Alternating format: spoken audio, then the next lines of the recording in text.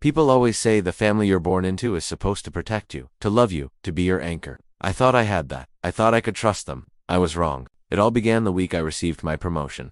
After 8 years of late nights, endless sacrifices, and proving myself in a workplace that rarely appreciated me, I finally achieved the managerial role I had dreamed of. I called my family to share the news, excitement spilling over in my voice, my hands trembling slightly as I held the phone. My brother, Evan, didn't celebrate. He leaned back in his chair, smirked faintly, and said, "Are you sure you can handle it?" My sister Marla chimed in. "Sometimes people crack under pressure. Maybe you should be careful." And my mother, with that soft, rehearsed tone she always had, whispered, "We're worried about your episodes." Episodes, the word sliced through me like glass. Episodes, not outbursts, not mistakes. Episodes. I laughed at first. I thought it was concern. I thought they were joking. But deep down, I realized the seed had been planted. A seed that, if allowed to grow, could destroy me. 2 weeks later, HR called me in. "Your family raised concerns," the director said, her voice soft, almost hesitant, "about your mental stability and your ability to perform in leadership." I felt my stomach drop. They weren't worried. They were trying to destroy me, quietly, behind closed doors. The very people I trusted most were plotting my downfall. And the source, my therapist, the very man my family had recommended years ago. Evan had said he would keep an eye on me, make sure I stayed stable. I remembered the first session vividly. Dr. Rowan smiled too much, asked the wrong kinds of questions, but at the time, I trusted my family's judgment. Now I realized I had been set up. I didn't confront them. I didn't panic. I observed, because liars talk. And I had a recorded discreet, unnoticed dot. Over the next month, I scheduled sessions with Dr. Rowan, appearing compliant while keeping my defenses in place.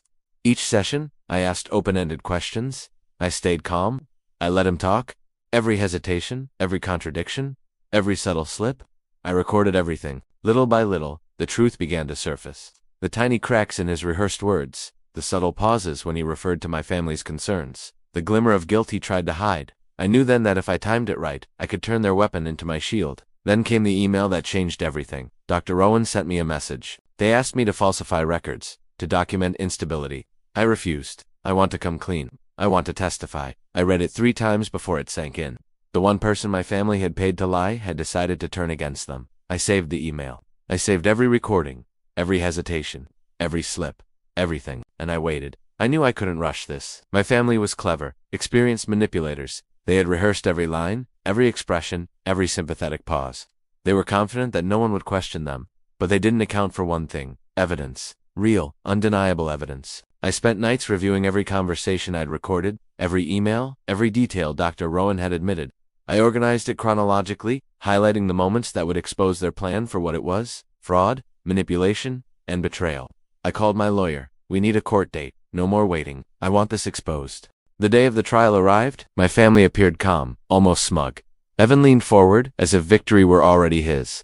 Marla fidgeted nervously, and my mother had that practiced look, the one she used when she wanted pity to mask cunning. I sat quietly, calm, confident. Their lawyer went first. "Your Honor," he said, "my clients are here out of love. They are concerned about their sister's mental health and professional well-being. They only want to protect her from potential harm to herself or others." My mother sniffed theatrically. Marla nodded, trying to appear sympathetic. Evan leaned forward, pretending to frown but too eagerly to rehearse. The judge turned to me. "Ms. Anderson," she said, "do you have evidence to dispute these claims?" I reached into my pocket. The recorder, the emails, the transcripts. "Yes," I said softly. "I do. And I'd like to call Dr. Rowan to the stand." Shock spread across their faces. Fear replaced smugness. They hadn't expected him to turn. Dr. Rowan entered the courtroom, pale but steady. The lawyer asked, "Were you approached by the family regarding Ms. Anderson's mental health records?" "Yes," he said. "They asked me to document instability that didn't exist. They offered payment." My mother gasped. Marla bit her lip, horrified. Evan's jaw tightened. "Did you comply?" the lawyer asked. "No," he said firmly. "I refused. I emailed the truth to Ms. Anderson before this court date." The judge leaned forward, looking at the family. "This behavior constitutes attempted fraud and coercion. Did you know falsifying mental health records is a criminal offense?" Silence.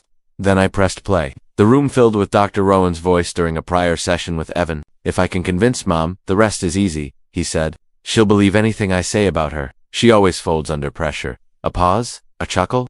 "That email with the therapy notes is already prepped. She'll look unstable. I just need everyone to see the evidence." My mother's face drained of color. Evan froze. Marla looked like she might faint. The judge raised her eyebrow. "And the recording is authentic?"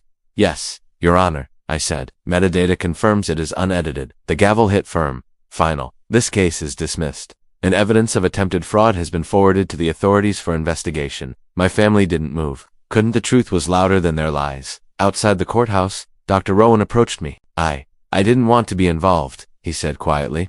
You did the right thing, I replied. No, he corrected. You forced me to be honest. I didn't argue. He wasn't wrong. Because when people lie about you, you have two choices: break or build a case.